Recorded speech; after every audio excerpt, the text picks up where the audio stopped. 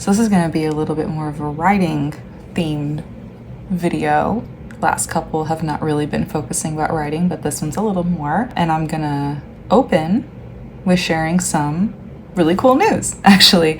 How do I explain the concept of getting a hold notice? So for those of you who understand, I got a hold notice at a magazine called Nightmare Magazine. For those of you who are unaware, Nightmare Magazine is a very, very well-regarded horror magazine that publishes short fiction, and I've submitted short fiction. They also publish flash and poetry. So with a hold notice, basically what that means is they have a brief 1 week open period to submit your stories. I submitted mine right at the last minute because I was editing right up until the last minute. This was like a month ago that I sent this in, and they've been reading over the stories. And usually at a lot of magazines, there will be a line of readers who are known as the first readers, and they're the ones who go through the slush pile. Slush pile is a term for unsolicited work that has been submitted. When something's unsolicited, that basically means that they didn't reach out to me specifically for a story. They just had an open call and I sent something in. So that's what it means to send in unsolicited work. And unsolicited work is called slush for a very funny historic reason, actually. The way publishing used to work when it was all paper was people would start to just pile up these manuscripts, and it was a joke that trying to get through all this paper felt like going through slush. So it's called the slush pile. First readers read my work and they basically were like, you know what? Doesn't suck. Send it up. What that basically translates to is, yeah, I don't suck. Am I good? Oh, that's for another person to decide, but I'm not bad. And so we take that win. Because the wins in writing are very few and far between, let me tell you, if you don't do well with rejection, you're gonna have a hard time in publishing. Like, writing and publishing, you'd have to keep separate, and you're gonna have a tough time in publishing if you don't deal with rejection very well. It's a muscle you have to build, and actually, I'm going to be currently working on that muscle right now. Let me talk about it. All right, so I'm currently at my desk. It is messy. No judgment. This is a safe space. I am actually in the middle of a meeting of this group that I'm a chapter lead for called Women Who Submit Lit. It's a group that is focused on encouraging women and non-binary writers to submit their work for publication to literary journals or really anywhere, grants, workshops, residencies, MFAs, just wherever you want to be sending your work to, both fiction and nonfiction. This 2-hour meeting, the focus of it is to get work out there. The reason for the group's founding, it's like over a decade old at this point, was basically someone did an analysis of a bunch of literary magazines and was like, hey, you guys don't publish women. Like, you have really pathetic numbers when it comes to publishing women. And the response that got fired back was like, well, women don't send us anything, so why would we publish fiction we don't get? And so then this group was created in LA originally, and now chapters have sprung up all over the world. Actually, there's a Europe chapter as well, which is really cool. So if you yourself are a writer and are interested in joining, I'll have a link. Check out your region, see if there's a local chapter. If there isn't one, maybe you make one. Oh, I'm just saying. But that's what I'm up to right now. So I'm gonna be going through my current pile of short stories, seeing what I have that might be sellable, see if there's any markets that would take it that are open, and then barring any of that, start editing. Because if I don't have stories to send out, I'm gonna make stories to send out. So that's the work for today. So I'm gonna get started.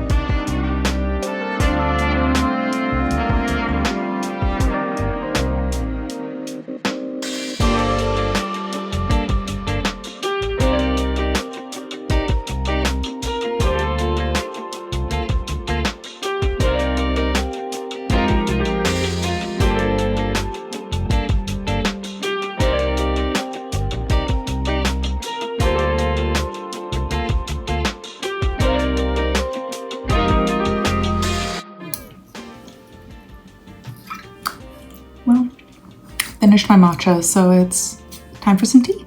Please ignore the absolute disaster that is my kitchen. I just went to Costco yesterday and I have not recovered from it. It's time to make some tea. Do I have fancy tea? Yes. I'm making tea bag decaf Earl Grey. Yes, please respect me.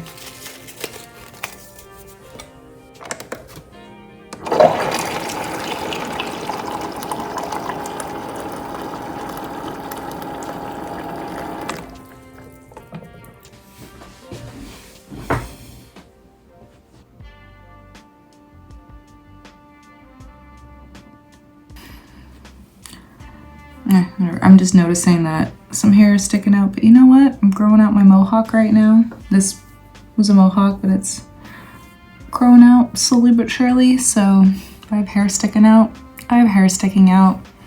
I'm a writer. No one comes to us for the aesthetic. They come to us for the words. It's about it. So that was actually a really great session. I got some editing done and 2 people submitted work, which is great. So now that that's done, I'm gonna chill out for the rest of the day and I'll catch you guys a bit later. All right, it is Monday and I'm heading out to go to a friend's house for a writing session. A couple friends in the area. I have a few friends in the area who are writers. Some of us like to get together and write together because it can be motivating to write in the same space that other people are writing. So I'm gonna go do that. It's over in Berkeley, so it's gonna be a bit of a drive, but it's fine. As long as the bridge isn't too bad, it's fine.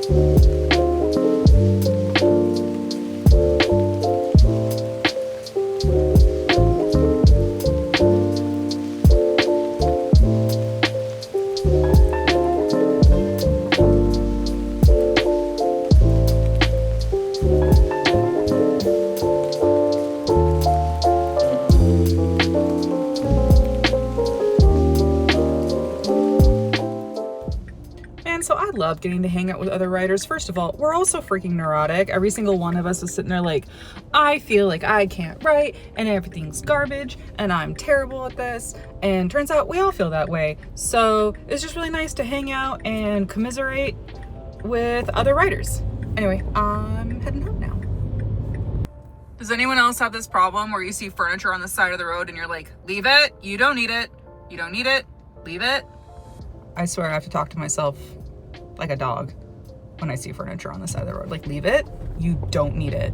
Another day, another Zoom call with a bunch of writers to do some stuff, get some productivity going. I'm actually going to be doing some crit today, just critiquing a friend's manuscript. This is a group of folks that we all are local and we're looking for other writers to connect with. And so we meet online every other week to get work done and then occasionally IRL. We're actually supposed to hang out IRL this Friday. Maybe I'll get to bring you guys along for that. We'll see. That'd be fun. But yeah, I'm gonna log on. We're gonna chat for a little bit. Then I'm gonna get some work done.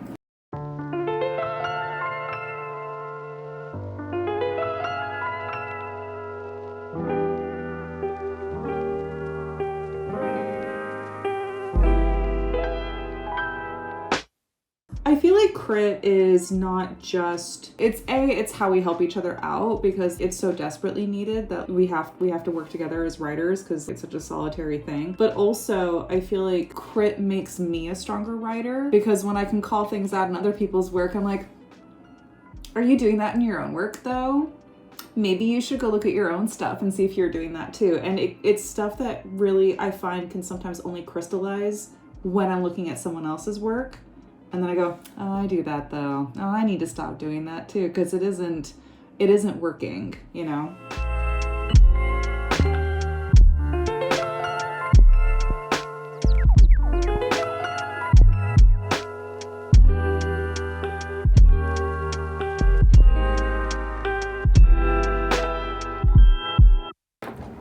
to share really quick.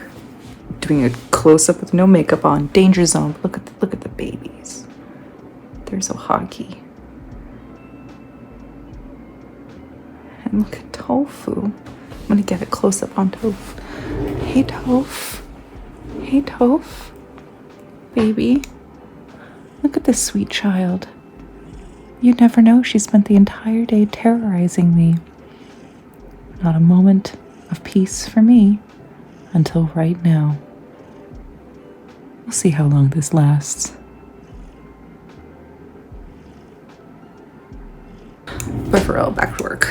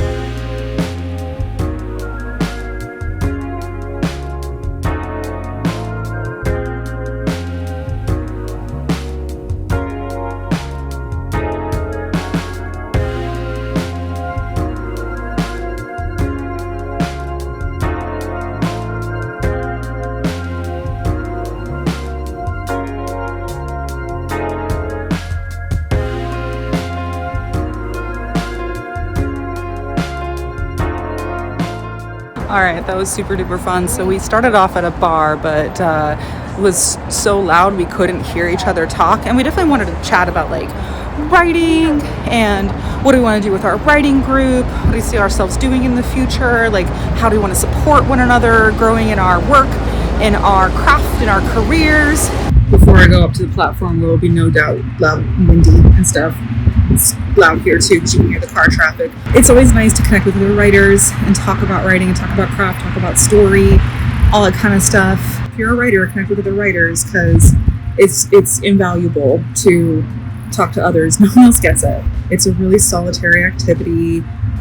You work in isolation and then you share something that took you weeks, months, years to put together. Having that tighter feedback loop and having that conversation with folks who are in it and also get it is really powerful. So if you're a writer, connect with other writers. Highly recommend it. And on that note, I'm gonna head home. So yeah. Goodbye.